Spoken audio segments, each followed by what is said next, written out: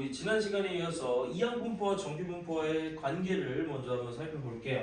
자, 우리 이항분포는 우리가 시행횟수 총 n번이 있고 한 번당 확률이 p값이 있을 때, 자, 우리가 시행횟수가 충분히 클 때, 즉 np의 값이 5보다 이상인 경우일 때는 얘를 정규분포처럼 생각을 해도 된다라고 얘기를 했던 게 지난 시간의 내용이었죠. 자, 그래서 걔와 똑같이 한번 얘기해 봅시다.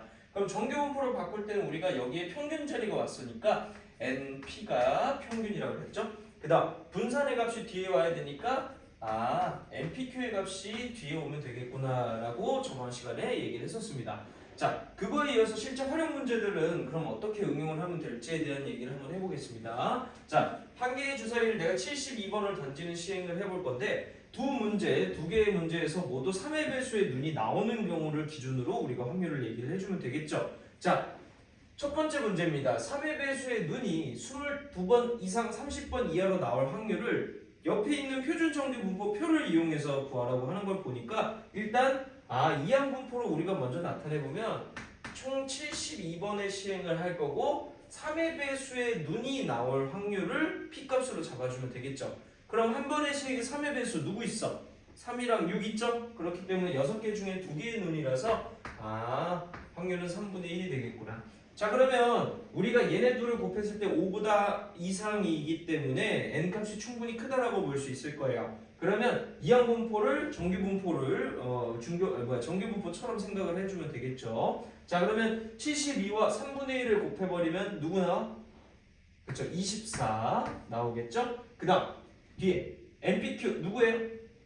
여기다가 3분의 2를 곱하면 되니까 16이죠. 근데 선생님은 16은 4의 제곱이기 때문에 어차피 우리가 표준화를 시킬 때 표준 편차인 4를 이용할 거라서 저렇게 좀 써놓을게요. 자, 첫 번째 문제부터 간단하게 한번 풀어보겠습니다. 자, 3의 배수의 눈이 22번 이상 30번 이하로 나올 확률을 물었으니까 얘를 번역을 해보면 3의 배수가 나오는 횟수를 x번이라고 한다면 22번 이상 30번 이하라고 보면 되겠죠. 자, 다음과 같이 확률 변수 x가 우리 정규분포를 따르기 때문에 우리 다음과 같이 얘기를 한번 해보자. 그러면 얘를 표준 정규분포표를 이용해서 구하려면은 표준화를 해야겠죠. 그래서 22에서 24를 뺀 놈에다가 4로 나눈 거, 그 다음 얘는 표준화시킨 변수인 z가 되겠죠. 얘도 마찬가지로 4분의 30에서 24를 뺀 놈이 될 거다. 따라서 얘네들을 계산해보면 마이너스 2분의 1이니까 마이너스 0.5 이상 요놈은 그쵸 4분의 6이니까 2분의 3 즉 1.5 이하가 될 겁니다. 자, 문제를 보니까 0부터 0.5까지가 0.19 0부터 0.15까지가 0.43이기 때문에 두 개를 더하면 되겠죠. 따라서 0.19와 0.43을 더한 얘의 답은 0.62가 정답이 될 겁니다. 그래서 다음과 같이 A번에 나와 있는 답은 0.6이라고 대답을 해주시면 끝나는 문제예요. 자, 그 다음 B번은 뭐냐면 그냥 나오는 횟수에서 끝나는 게 아니야. 우리가 뭘 물어봤냐면 3의 배수의 눈이 나오면 1,500원을 받고요. 그 다음 3의 배수의 눈이 나오지 않으면 300원을 벌금으로 내겠대요. 자, 그러면 상금이 28,800원 이상일 확률인데 우리가 그럼 얘는 확률 변수가 x가 아니라 뭐겠어? y겠죠. 그쵸? 새로운 확률 변수 y라는 상금이 등장을 한 거예요. 그럼 y라는 변수는 우리가 이렇게 얘기할 수 있을 거야. 나오는 횟수였던 x를 가지고 우리가 다음과 같이 확률 변수 y를 x에 대한 식으로 표현을 해보면 1500x 자, 나오는 횟수만큼 우리 1500원 받기로 했었죠. 그러면 총 받는 금액은 1500x가 될 거예요. 그러면 3의 배수가 나오지 않을 때 300원을 지불해야 된다라고 그랬으니까 마이너스 300 우리 총 시행횟수? 그죠? 72번이었죠? 거기다가 x 이렇게 될 겁니다. 됐을까요? 그래서 얘네들을 계산을 해보면 1800x 마이너스 몇이죠? 그러니까 21,600 네, 이런 식으로 이해가 될 거예요. 그러면 우리가 지금 문제에서 구하라고 하는 건 확률 p값을 구해야 되는데 저 y라는 변수의 값이 28,800원 일 때를 구하면 되는 거지. 자, 그럼 y라는 놈이 다음과 같으니까 얘를 x에 대해서 정리를 해버리면 28,800에서 21,600을 빼고요. 그 다음 1,800으로 나눈 값이 되겠죠. 됐을까요? 그래서 다음과 같이 우리가 얘기를 해줄 수가 있겠다는 거. 아, 더 해야 되는군요. 미안해요. 네, 그래서 이런 식으로 우리가 얘기를 해줄 수 있겠다.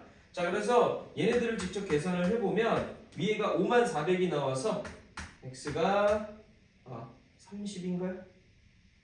30 맞나? 아니죠. 28이겠네요. 네, 이렇게 될 겁니다. 그러면 얘도 마찬가지로 이제 뭐 해주면 돼? 표준화 시켜주면 되겠죠. 따라서 문제 표준화 바로 해볼게요. 28에서 24를 뺀 놈 4겠죠? 또 4로 나눈 거니까 누구야? 1이겠다. 따라서 z가 1 이상이다라는 표현이 나왔으니까 0부터 1까지가 0.34였죠? 그러면 뭐 하면 돼? 그죠? 0.5에서 0. 지금 1까지가 0부터 1까지가 0.34였기 때문에 이 놈을 뺀 0.162 정답이 됩니다 라고 얘기를 해주면 끝나는 문제입니다.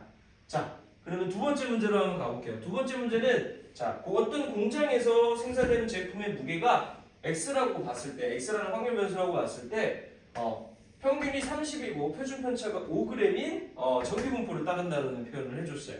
자, 근데 무게가 40g 이상이면 우리가 불량품이라고 얘기를 할 거예요. 자, 근데 이때 2,500개를 임의로 추출을 해서 불량품이 57개 이상일 확률을 구하고 싶은 거야. 자, 그러면 우리가 일단 확률 변수를 먼저 얘기를 해야 되는데 불량품의 개수에 대한 얘기를 해야 되겠죠. 불량품 개수는 그럼 뭐라 그러면 되는 거야? 그쵸? 새로운 확률 변수 y라고 볼게요. 자, 그러면 저 y에 대한 식을 그럼 어떻게 나타내야 될지에 대한 얘기를 한번 해보자. 자, 근데 우리가 지금 봐야 되는 건 2,500개입니다. 자, 그러면 우리가 이항 분포를 얘기를 해보면 2,500개 중에 자, 한 회당 불량품일 확률을 먼저 구해야 될 거 아니야. 그럼 이 확률 P값은 선생님은 어떻게 구해요? 우리 어떻게 구해? 무게가 40g 이상일 때 불량품이라고 우리가 얘기를 하기로 했었죠. 그러면 우리가 이렇게 얘기할 수 있는 거야. 이때 확률 P값을 구하는 과정은 저 X 제품의 무게가 40 이상일 확률을 구하면 되겠구나 라고 얘기를 해주면 되겠죠. 그럼 얘는 선생님 어떻게 구해요? 위에 있는 표준 정규 분포표를 이용을 할 겁니다. 자, 그러면 얘도 마찬가지로 표준화를 거쳐야 되겠다. Z가 그럼 뭐 해야 돼? 40에서 30을 빼면 10이고요. 5로 나누면 2 이상이 되겠죠. 그러면 선생님 0부터 2까지가 0.48이니까 얘가 0.02가 된다라고 보면 되겠네요. 즉 요거 50분의 1이겠죠? 자, 그러면 여기 확률 P 값이 50분의 1이라는 값을 알아냈어요. 그럼 이제 모아주면 돼? 그치, 정규화 시켜주면 되겠죠. 정규 분포로 우리가 이해를 해도 된다. 왜냐면 두 개를 곱했을 때 5보다 충분히 이상이니까요. 자, 그러면 두 개를 곱하면 50 맞죠? 50이고요. 그 다음 50에다가 50분의 49를 곱하면 49, 즉 7의 제곱이라고 쓰겠습니다. 자, 문제에서 원하는 건 뭐야? 불량품의 개수가 57개 이상일 확률, 즉 이걸 물어보는 겁니다. 그죠? 자, 그러면 얘 또 마찬가지로 뭐 해주는 거야? 정규화, 표준화 시켜주면 되겠죠. 그럼 57에서 50을 빼야, 57에서 우리 아까 50을 빼야 되겠죠? 그럼 7에서 7로 또 나누면 1이겠죠. 자, 그러면 0부터 1까지가 아까 0.34였기 때문에 요 놈은 0.5에서 0.34를 뺀 누구다? 똑같이 0.16이라는 답이 나온다는 걸 볼 수 있습니다. 그래서 다음과 같이 예제풀이가 가능하다는 거. 그래서 여러분들이 기억을 해야 되는 건 확률 P값, 이항 분포에서 정규 분포로 넘어올 때 확률 P값이 만약에 문제 상황에서 주어져 있지 않다면 상황을 보고서 먼저 한번 P값을 먼저 구하는 거, 그게 제일 중요해요. 그 다음에 얘네 둘의 곱이 5보다 이상, 즉 NP의 값이 5보다 이상일 때 우리는 N값이 충분히 크다라고 본다라고 얘기했었죠. 이때 N값이 충분히 크다면 정규 분포처럼 생각을 할 수 있겠구나라는 게 핵심이라고 보시면 됩니다. 우리 22번 유형, 이항 분포와 정규 분포 사이의 관계를 통해서 구하는 문제 마지막 유형을 한번 볼게요. 이 두 문제는 미정계수나 어떤 상수값을 직접 맞추는 문제인데요. 자, 한번 보겠습니다. 자, 첫 번째 문제부터. 자, 폐암 발생률이 0.2 정도래요. 문제에서는 20%라고 그랬는데 0.2라고 선생님이 바꾸는 겁니다. 자, 보험사에서 보험 지급금이 부족할 확률을 0.02보다 더 작게끔, 2%보다 더 작게끔 만들고 싶은 상황이에요. 보험사에서. 자, 근데 이 보험에 4만 명이 가입을 한 상황이고요. 최소 K명의 지급금을 그럼 준비를 해놔야 안정적이다라고 표현을 할 건데 이때 이 K값이 될 수 있는 값이 몇 명인지를 한번 얘기를 해보겠습니다. 그러면 우리가 얘기를 한번 해볼 수 있어요.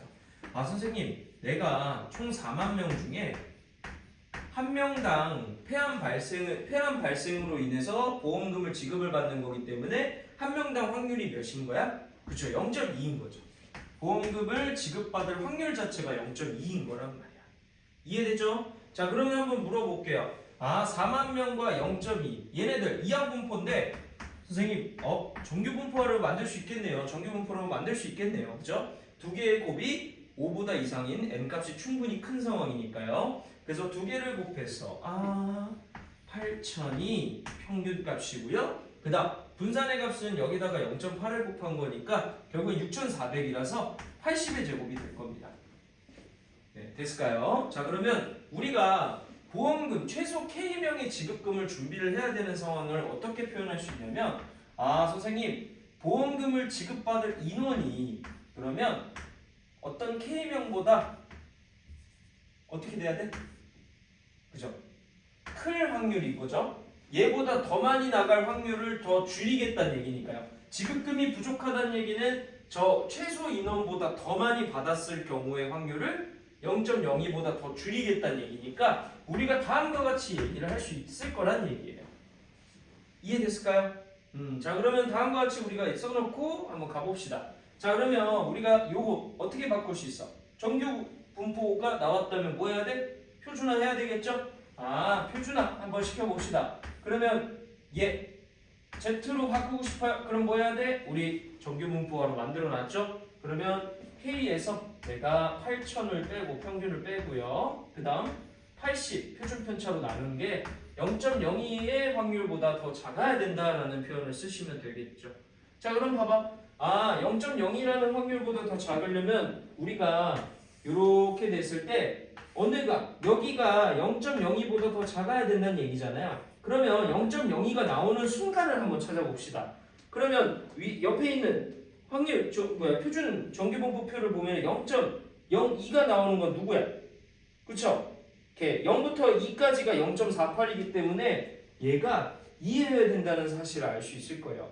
그러면 선생님, 저 80분의 K-8000이라는 놈이요 2보다 어때야 되는 거야? 더 커야 되는 거죠. 그치? 이해되나요? 얘가 0.02보다 작으려면 얘보다 조금 더 큰 쪽이 있어야 될 거 아니야. 그치? 선생님, 그러면 K가 8,000에다가 160을 더한 8160보다는 커야 되겠네요. 그러면 우리가 몇 명치를 준비를 해야 돼? 최소 안전하려면? 그쵸? K 값이 누구? 8,161명의 보험 지급금을 미리 준비를 해놔야 안정적이다라고 얘기를 할 수 있겠죠. 그래서 8,161이 정답이 될 겁니다. 자, 두 번째 문제 한번 가볼게요. 두 번째 문제는 문제 봤더니 뭐라 그랬냐면 슉 블록 성공률이 5분의 1인 농구 선수가 있는데 내가 총 100번에 도전을 할 거예요. 근데 이 사람이 다음과 같은 형태의 값을 계산을 해보니까 0.82가 나왔다는 거야. 그치? 근데 이거 우리 어디서 봤어? 이항분포의 확률 질량 함수에 대해서 어디부터? 16부터 A까지 다 더한 거죠? 그러면 얘를 번역을 한번 해보겠습니다. 선생님, 얘는 그러면 X라는 변수가 16 이상 A 이하인 확률을 모두 다 더했을 때 0.82가 나왔다는 소리네요. 그치? 자, 근데 봐봐. 우리가 블록 성공률이 5분의 1이고 100번의 도전을 했다를 이렇게 쓸 수 있을 거예요. 100번의 도전 중에서 한 번당 성공률이 5분의 1인 이항분포를 따르겠죠. 자, 그러면 요 놈을 우리가 정규분포로 만들어 보면 n에 2이 곱한 20, 그 다음 여기다 5분의 4를 곱한 16이기 때문에 4의 제곱이라고 쓰겠습니다. 그러면 이 확률 변수 x도 다음과 같이 정규분포를 따른다라고 볼 수 있겠죠. 그럼 이제 뭐 해야 돼? 표준화 똑같이 해주겠습니다. 그러면 우리가 z에 대해서 어떻게 쓸 수 있어요? 16에서 20을 뺀 마사에서 4로 나눈 거니까 마이너스 1 이상. 여기는 A에서 평균인 20을 빼고 4로 나눈 값이 나오겠죠. 선생님, 이놈이 0.8이군요. 자, 그럼 봐봐. 우리가 0부터 1까지가 0.34였잖아요. 그쵸? 그러면 0.34와 그 다음 0부터 4분의 a-20까지의 확률을 더한 게 0.82가 나오려면 요놈의 값이 누구여야 되는 거야? 0.48이 돼야 되는 거죠? 따라서 0.48 누구 있어? 그쵸? 0부터 2까지가 0.48이라고 그랬네요. 4분의 a-20이라는 놈은 결국엔 2라는 값을 가져야 되는구나.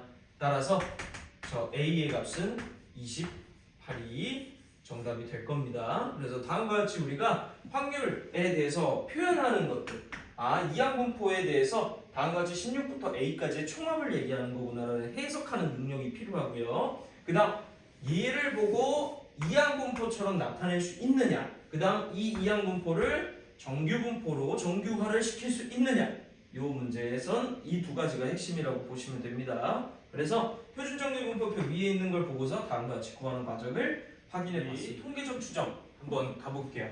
자, 우리 마지막 단원인데 자, 한번 볼게요. 우리 통계적 추정이라는 건 뭐냐면 우리가 가지고 있는 모든 자료들을 보기가 힘들 때 따로 몇 개를 뽑아서 보는 걸 우리가 그런 걸 통해서 원래 있던 자료들의 성향이나 이런 것들을 파악하는 게 추정이라고 보시면 돼요. 자, 그러면 우리가 걔네들에 대해서 용어를, 기본적인 용어들을 먼저 한번 정리를 해보고 가겠습니다. 우리가 가지고 있는 모든 자료를 다 갖고 있는 게 모집단이라고 보면 돼요. 자, 근데 경우에 따라서 모집단을 전부 다 조사를 할 때가 있고, 모집단을 전체 조사가 어려울 때는 우리가 어떻게 한다? 일정 부분의 자료들만 따로 뽑아서 걔를 우리가 모든 자료들 중에서 뽑은 애들을 우리가 표본이라는 얘기를 들 겁니다. 자, 그래서 이런 뽑는 과정을 우리가 추출이라고 얘기를 할 거고요. 우리가 이 뒤에는 어떤 걸 할 거냐? 표본 조사, 우리가 뽑아놓은 이 표본들의 자료들을 통해서 이 모집단에 있는 자료들은 어떤 성향이 있을지, 어떤 특성이 있을지에 대해서 판단하는 추정 단계까지 한번 가볼 거예요.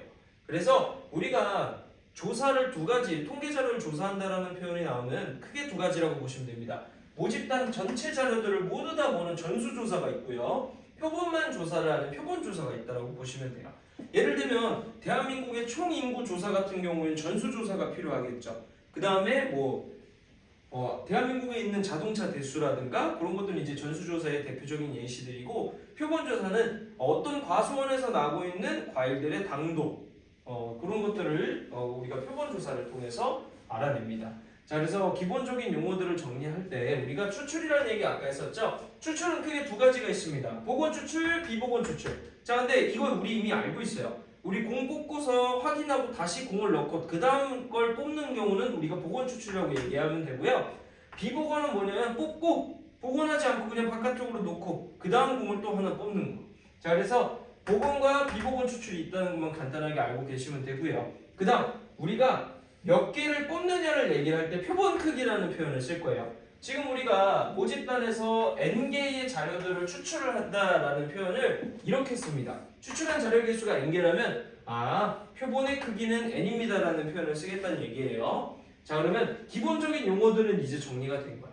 자, 그러면 이제 어떤 얘기를 해볼 거냐면 바로 표본 평균 x바에 대한 얘기를 해볼 겁니다. 자, 우리가 모집단의 평균을 우리가 아까 앞에서 우리 계속했던 요놈들이라고 생각을 할 거예요. 모집단의 평균을 m, 분산을 표준편차의 제곱값인 이렇게 기호로 나타낼 거고요.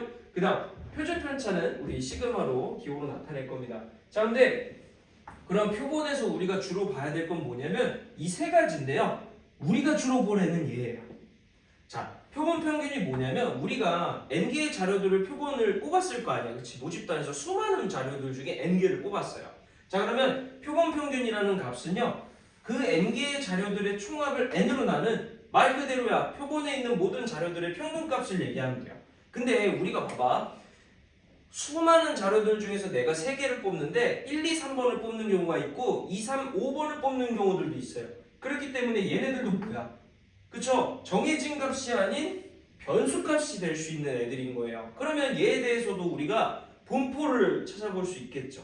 자, 그 밑에 있는 표본 분산, 얘 우리가 표본 표준 편차를 S라고 두기 때문에 이렇게 그냥 쓴 겁니다.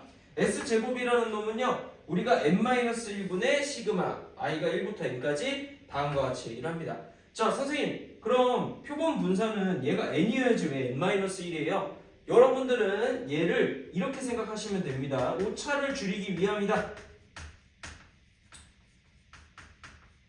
왜냐면 모 분산과 이 표본 분산의 차이를 조금 줄이기 위해서 오차를 줄이기 위해서 n이 아니라 n-1로 우리가 평균을 때렸다라고 보시면 돼요. 편차 제곱의 총합을 n-1로 나눈 것이다 라고 기억을 해주시면 됩니다. 그래서 우리가 주로 봐야 될 건 요놈이기 때문에 나머지는 지금으로서는 기억을 굳이 안 해도 됩니다. 실제 시험이나 개념적인 부분에서도 얘네 두 값은 거의 따지진 않을 거예요. 자, 그러면 선생님 아까 얘기했던 이 표본평균 x바에 대해서 얘기를 하기 전에 우리가 아까 모집단 확률 변수 x가 가지고 있는 평균, 분산, 표준 편차를 다음과 같이 얘기를 했다면 표본 평균인 x바라는 변수는 그럼 평균, 분산, 표준 편차가 어떻게 될까요? 라고 얘기를 할 수 있어요. 그러면 이렇게 생각합니다. 자, 우리 수업 시간에서는 우리 얘네들에 대한 예시를 하나씩 살펴봤다면 지금은 깔끔하게 정리만 하고 갈게요. 자, 표본 평균 x바의 기대값은 우리가 모평균과 동일한 값을 가질 수밖에 없습니다. 저번에 수업 시간에서도 예시를 통해서 확인했었죠. 자, 분산의 값은요, 우리가 표본의 크기 n개를 추출을 했다면 n분의 원래 있던 분산의 크기라고 보시면 됩니다. 자, 그 다음 표준 편차는 여기다가 루트를 씌운 값이기 때문에 루트 n분의 시그마가 되겠죠. 그래서 여러분들이 기억해야 될 건 이 공식 3개입니다. 네. 그러면 선생님 우리가 주로 풀 문제에는 어떤 형태가 주로 나오나요? 자, 변수 x, 확률 변수 x에 대해서 모집단에 지금 정규 분포를 따른다. 이 모평균이 m이고 모 표준 편차가 시그마라는 뜻이겠죠. 자, 얘가 정규 분포를 따른다라는 표현이 나오면은 표본 평균 x 바라는 놈의 평균값은 모평균과 동일하다 그랬죠. 그 다음 분산의 값도 우리 표본 크기로만 나눠주면 된다 그랬어요. 그래서 확률 변수 x, 모집단에 대한 확률 변수 x가 정규 분포를 따른다면 이놈 표본 평균 x 바에 대한 변수값도 정규 분포를 다음과 같이 2개로 써주면 된다는 걸 알고 계시면 됩니다. 그래서 얘를 주로 사용할 거니까 여러분들은 얘를 핵심적으로 기억하시면 됩니다. 자, 우리 23번 유형 봅시다. 23번 유형은 이제 표본 평균에 대한 확률 분포에 대해서 우리가 얘기를 해볼 건데, 자, 우리 이전에 얘기했던 거 한번 다시 얘기해 볼게요. 자, 우리가 표본 평균의 기대값, 표본 평균의 평균값은 모평균이랑 똑같다 그랬죠. 그 다음에 표본 평균의 분산값은 표본의 크기인 n값으로만 원래 분산해서 나눠주면 돼요. 그 다음에 표본 평균의 표준 편차는 루트 n분의 시그마, 이렇게 얘기를 할 거고요. 자, 우리가 만약에 정규 분포를 따른다는 표현이 나왔을 때 모집단에서 평균이 n값이고 표준 편차가 시그마인 정규 분포를 따른다는 표현이 나온다면 표본 평균인 x바에 대해서도 정규 분포를 따를 거예요. 모평균이랑 똑같다 그랬죠? 그 다음에 표본 평균의 분산값은 n분의 시그마 제곱이라고 우리 얘기했기 때문에 다음과 같은 형태를 이용해서 우리가 문제를 풀어볼 겁니다. 자, 한번 가볼게요. 자, 첫 번째 문제입니다. 확률 변수 x에 대해서 정규 분포 12의 제곱 형태가 나와 있어요. 그러면 얘 모평균이 누구란 얘기냐? 10이고요. 그 다음 모표준 편차가 2란 얘기입니다. 자, 그러면 얘들을 우리가 표본의 크기가 2만큼인 임의 추출을 통해서 우리가 얘기를 해야 되는 상황이에요. 그러면 모평균과 동일하다 그랬죠. 표본 평균의 평균은. 그치? 그 다음에 분산값은 어떻게 하기로 했어 우리? 여기를 2로 나누기로 했었죠. 그러면 얘가 루트 2의 제곱이다 라고 써도 될까요? 네, 이런 식으로 쓰겠습니다. 자, 문제에서 어떤 걸 구하라 그랬냐면 표본 평균의 제곱에 대한 기대값을 물어봤어요. 근데 이거 어디서 많이 봤죠? 우리 분산 구하는 과정에서 봤었잖아, 그치? 선생님, 그러면 얘 분산값에다가 뭐 하면 돼? 그죠? 분산값이랑, 그쵸? 미안해요. 표본 평균의 분산값이랑 표본 평균의 평균값에 제곱값을 더하면 될 거 아니야, 그치? 자, 그러면 요놈과 요놈의 값만 이제 구해주면 되겠죠? 그럼 끝났어요. 사실 분산의 값은 그럼 뭐 하면 돼? 요놈이잖아, 그치? x바에 대한 분산의 값은 요놈이잖아요. 루트 2의 제곱 누구? 2. 그 다음 표본 평균의 평균은 모평균과 동일하다고 그래서 우리가 10이라고 썼었잖아요. 그치? 우리 아까 요거 어떻게 구했던 거야? 요놈이 n값이랑 똑같아서 10입니다 라고 쓰는 거고요. 그 다음 x바에 대한 분산값이 누군 거야? 2였던 거죠. 얘 4를 2로 나눈 거니까요. 그래서 요놈 누구야? 10의 제곱이 100이 될 겁니다. 아, 얘 102구나. 생각보다 간단하죠. 그래서 우리가 분산 구했던 식도 똑같이 응용을 해서 이런 식으로 우리가 유출을 해볼 수 있다는 얘기입니다. 자, 두 번째 문제 한번 가볼게요. 이번에 표본의 크기에 대한 b가 주어졌을 때 다음과 같은 성질을 어떻게 해야 만족을 하는지 상수값을 찾는 문제예요. 자, 변수에 어떤 변수에 대해서 정규 분포를 따른대요. 자, 근데 여기서 우리가 이미 추출을 할 건데 하나는 n1만큼 표본 크기를 잡을 거고요. 하나는 n2만큼의 크기를 잡을 건데 n1과 n2 사이의 관계식은 n1 값이 n2의 4배라고 얘기를 해줬어요. 자, 그러면 n1만큼 추출을 했을 때의 표본 평균에 대한 표준 편차 값이랑 요놈 사이의 관계를 볼게라는 얘기인데, 자, 우리 이거 어떻게 구한다 했어? 그치? 아, 루트 얘 크기가 누구예요? n1분의죠? 그 다음 원래 있던 모 표준 편차의 값이 시그마를 이용을 할 거라 그랬어요. 그 다음 요놈도 마찬가지. 아, 얘는 루트 n2분의 시그마가 되겠군요. 근데 우리 알잖아. n1과 n2 사이에는 관계식이 있었죠. n1 대신에 누굴 쓸 수 있어? 4n2 쓸 수 있습니다. 그러면 루트 4n2 분의 시그마라고 우리가 쓸 수 있기 때문에 선생님 이 루트 n2분의 시그마, 즉 얘가 2분의 1에다가 루트 n2분의 시그마는 누구였어 우리? 그렇죠. 시그마 y바였죠? 그래서 다음과 같이 우리가 얘기를 해줄 수 있겠습니다. 따라서 문제에서 얘기하는 K값은 누군 거야? 그쵸. 2분의 1이다 라고 얘기를 해주면 끝나는 문제겠죠. 네. 이렇게 23번 유형을 간단하게 한번 마무리해보겠습니다. 24번 유형 가겠습니다. 자, 24번 유형은 모집단의 확률 분포가 주어졌을 때의 유형들 두 가지가 나와 있는 상황이에요. 자, 첫 번째 유형부터 봅시다. 문제에서 어떤 모집단에 대해서 확률 변수 x에 대한 확률 분포를 표와 같이 주어졌어요. 자, 이 표를 보고서 문제에서 어떤 걸 구하라 했냐? 이 모집단에서 표본의 크기가 16짜리인 이미 추출을 거쳐서 나온 애에 대해서 표본 평균인 x바에 대해서 표준 편차의 값을 구해달라고 얘기를 해줬습니다. 그래서 우리가 직접 구해야 될 건 다음과 같은 값인데 이거부터 얘기를 하고 갈게요. 그러면 얘는 원래 있던 표준 편차, 모 표준 편차에서 뭐로 나누는 거야? 루트 n으로 나누는 거죠? 결국엔 내가 지금 구해야 되는 건 얘만 구하면 되는 상황이라는 얘기예요. 이해되나요? 자, 그러면 시그마의 값을 우리가 뭐 하면 돼? 여기서 표를 완성한 다음에 구해주면 될 거 아니야, 그치? 자, 그래서 우리 앞에서 풀었던 거랑 똑같이 가보겠습니다. 자, 1단계부터 가볼게요. 1단계 어떻게 하면 돼? 그쵸, A의 값을 먼저 구해야 되겠죠. 3A, 2A, A를 더한 게 우리가 모두 1, 즉 확률의 총합은 1이다를 이용을 해야 되면 A가 누군 거야? 그쵸, 6분의 1인 거죠. A가 6분의 1입니다. 따라서 우리가 이렇게 빈칸을 채워줄 수 있을 거야. 2분의 1, 3분의 1, 얘가 6분의 1. 됐죠? 그래서 다음과 같이 A를 해보겠습니다. 자, 그 다음 이제 두 번째로 뭐 구해야 돼? 그렇죠. 모평균인 N값 구해야 되겠죠. 자, 모평균 어떻게 구해요? 2개 곱하고 -1이고 2개 곱하면 1이고 2개 곱하면 1이죠. 평균의 값은 1입니다. 간단하게 구할게요. 그 다음 분산값 구해봅시다. 분산값은 우리 어떻게 구해요? 그쵸? 얘의 제곱에 대한, 그쵸? 이거 한번 다시 써보고 갈까? 그쵸? 확률 변수 x의 제곱의 값에 대한 기대값에서 위에서 구했던 평균값의 제곱의 값을 뺄 겁니다. 자, 그럼 요거 한번 구해볼게요. 4 곱하기 2분의 1이니까 2, 9 곱하기 3분의 1이니까 3, 그 다음 6의 제곱이 36과 6분의 1을 곱한 거니까 6, 거기서 1의 제곱인 1을 빼면 되겠죠. 따라서 다음과 같은 값을 계산하면 10이 나올 거예요. 그러면 우리가 시그마 x의 값은 우리 루트 10이라고 보면 되겠네요. 그죠?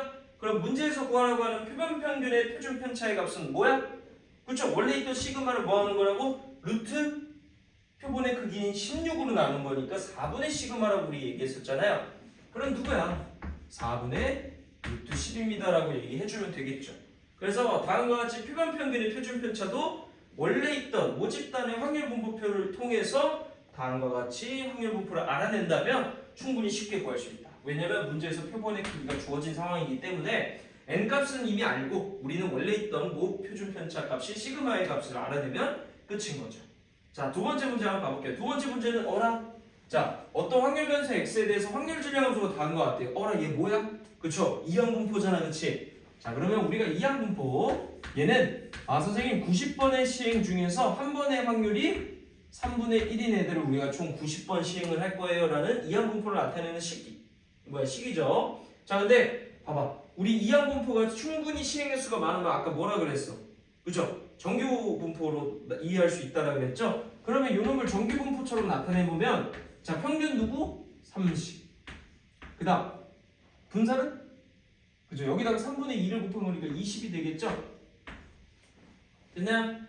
이런 식으로 나타내고 할게요. 자, 그러면 문제에서 어떤 걸 얘기했냐? 다음과 같은 확률 분포를 가지고 있는 확률 변수 x에서 모집단에서 지금 표본의 크기가 5짜리 있는 놈을 이미 추출을 한대요. 자, 그러면 문제에서 구하라고 하는 게 다음과 같은 값입니다. 근데 얘 뭐야? 우리 표본 평균의 기대값은 뭐랑 똑같다 그랬어? 그쵸? 모평균 m값이랑 똑같다 그랬고요. 그 다음 얘는 어떻게 구한다 했어? 모 분산값인 시그마 제곱에서 표본의 크기인 누구로 나눠? 5로 나누는 값이랑 똑같다 그랬잖아요. 그쵸? 자, 그러면 이제 끝났어요. 표본 평균 누구야? 표본 평균의 평균값은 모평균과 똑같은 30이 될 거고요. 그 다음 얘 5분의 누구예요? 원래 있던 분산값 누구? 20이 될 겁니다.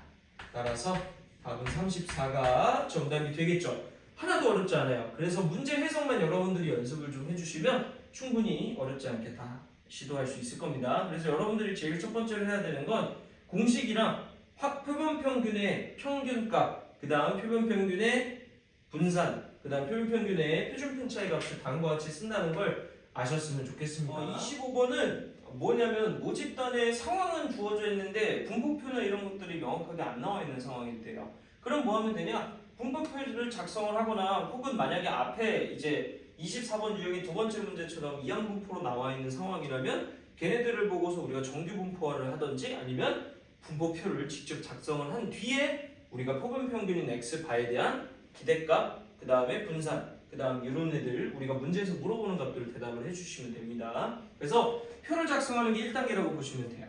자, 첫 번째 문제부터 볼게요. 13579 지금 13579 홀수 5장 즉 한 장씩 들어있어요. 주머니 안에. 자, 근데 카드 2장을 내가 임의로 추출을 했을 때 그때의 두 카드의 표본 평균의 값에 대한 다음 두 가지의 분포에 대한 값을 구해달래요. 자, 근데 우리는 알고 있어요.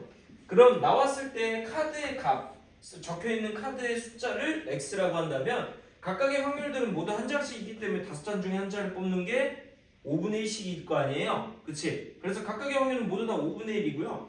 자, 평균값, x에 대해서 그럼 평균값을 우리가 5라고 볼 수 있겠죠.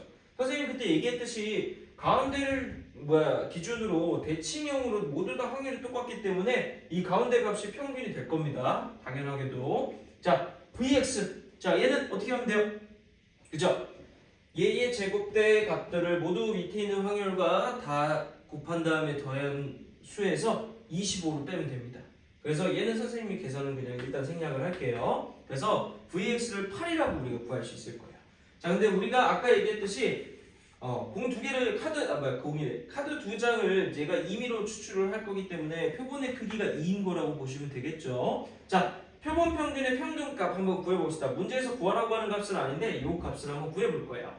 자, 표본 평균의 평균값은 뭡니까 그러면? 우리 뭐라 그랬어? 모평균이랑 똑같다 그랬잖아. 그치? 5겠죠. 자, v, x바 얘는 뭐예요? 표본 평균의 분산의 값은 어떻게 한다고 우리? 원래 있던 분산의 값에서 표본의 크기인 2로 나눈다 그랬어요. 그죠? 됐을까요? 자, 그럼 요놈은 그럼 계산 어떻게 하면 돼? 그쵸? 요놈은 우리 분산을 어떻게 구한다 그랬어? 제곱에 대한 평균과 평균의 제곱의 차를 구하는 거였잖아요. 그쵸? 그렇기 때문에 요놈 4고요. 그 다음 얘의 제곱이 25를 더한 거, 즉 29가 되겠죠. 됐나요? 자, 그러면 우리 요것만 이제 보면 된다. 얘는 그럼 뭐 하면 돼? 우리 분산은 누구한테만 영향을 받는다고? 그쵸? 더하기 빼기에 영향을 주지 않아요. 편차는. 자, 얘 누구야? 그쵸? 16v x바의 값을 구하는 거는 똑같은 거죠. 앞에 있는 거에 제곱의 영향을 받으니까요. 그래서 16v 바 x 얘 누구야? 64가 될 겁니다. 따라서 64와 29를 문제에서 지금 더해달라 그랬죠? 자, 문제에서 더해달라 그랬기 때문에 따라서 이 문제의 답은 64랑 29를 더한 그쵸? 93이 정답이 될 겁니다. 네, 그래서 1번 풀이는 다음과 같이 우리가 얘기를 해줄 수가 있을 거예요. 자, 두 번째 문제 한번 보겠습니다. 두 번째 문제는 뭐냐면 1, 2, 3 숫자가 적힌 공이 지금 주머니 안에 있는데 몇 개씩 있냐? 1은 2개, 2는 3개, 3은 2개가 있어요. 이 중에서 하나씩 내가 뽑는 과정을 보고 추출을 통해서 크기가 n인 표본으로 임의로 추출을 한다 그랬어요. 그러면 일단 확률 변수 x, 즉 내가 한 번 뽑았을 때 나오는 공에 적힌 숫자를 보겠다. 자, 그러면 얘네들의 개수만큼이 곧 확률의 값을 구하는 데 큰 도움이 되겠죠. 총 7개의 공 중에서 하나를 2개를 가지고 있고요. 그 다음 7개의 공 중에서 3개, 7개의 공 중에서 2개가 될 거예요. 그럼 아까처럼 우리가 이 확률 변수 x에 대해서 평균값 구할 수 있겠죠. 평균값 어떻게 구해? 2개씩 곱해서 다 더한 거죠. 다 해볼까요? 얘는 좀 해볼게요. 7분의 2 더하기 6 더하기 6, 그래서 12, 14니까 2가 될 겁니다. 근데 아까처럼 가운데를 기준으로 대칭형이면 가운데 값이 평균이 된다라고 얘기했었죠. 그 다음 분산값 구해보겠습니다. 그러면 얘 제곱이랑 얘 곱한 거니까 선생님이 7분의 2 더하기 4, 3, 12 9, 2, 18 그럼 7분의 32에서 내가 4를 빼는 거죠? 7분의 28을 빼는 겁니다. 그래서 이름이 7분의 4라는 걸 알 수 있을 거예요. 근데 문제에서 뭐라 그랬냐면 표본 평균의 값에 대해서 내가 n값이 누군지 모르지만 이놈의 값이 35분의 2가 나왔대요. 그러면 우리 알잖아. 얘 어떻게 하기로 했어? n분의 원래 있던 분산의 크기인 7분의 4를 하기로 했었단 말이에요. 선생님 그러면 저 35분의 2라는 숫자가 결국에는 7n분의 4를 했을 때 나온 값이어야 되겠네요. 따라서 n값은 누구였던 거야? 그쵸? 10이라는 값이었던 거겠죠. 이해되실까요? 그래서 모 평균, 모 표준 편차, 모 분산에 대해서 우리가 얘기를 먼저 하고 그 다음에 표본 평균에 대한 분포에 대해서도 얘기를 할 수 있다는 거. 따라서 지금처럼 25번 유형의 두 문제처럼 상황이 주어져 있지만 분포표나 이런 것들이 주어져 있지 않았을 때는 분포표를 먼저 작성을 한 이후에 우리가 모 평균, 모 표준 편차와 모 분산을 먼저 구한 다음 문제에서 물어보는 표본 평균에 대한 평균, 분산, 그 다음에 표준 편차를 얘기를 해주는 게 순서라고 보시면 됩니다.